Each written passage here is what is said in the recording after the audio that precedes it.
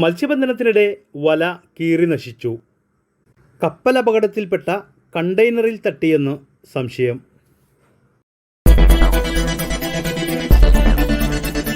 മത്സ്യബന്ധനത്തിനിടെ inboard വള്ളത്തിൻ്റെ മത്സ്യബന്ധന വലക്ക് നാശനഷ്ടം.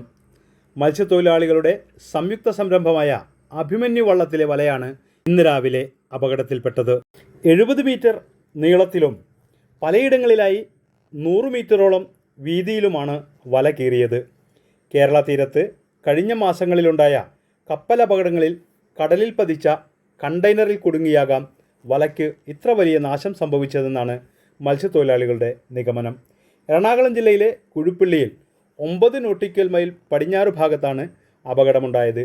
ഇവിടെ കടലിൽ നേരത്തെ തടസ്സങ്ങളൊന്നും തന്നെ ഉള്ളതായി അറിയില്ലെന്ന് മത്സ്യത്തൊഴിലാളികൾ പറയുന്നു.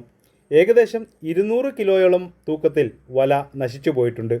രാവിലെ മീൻ കണ്ടതിനെ തുടർന്ന് വലയിറക്കി കറങ്ങിത്തിരിയുന്നതിനിടെയാണ് വല കുടുങ്ങി കീറിയത്.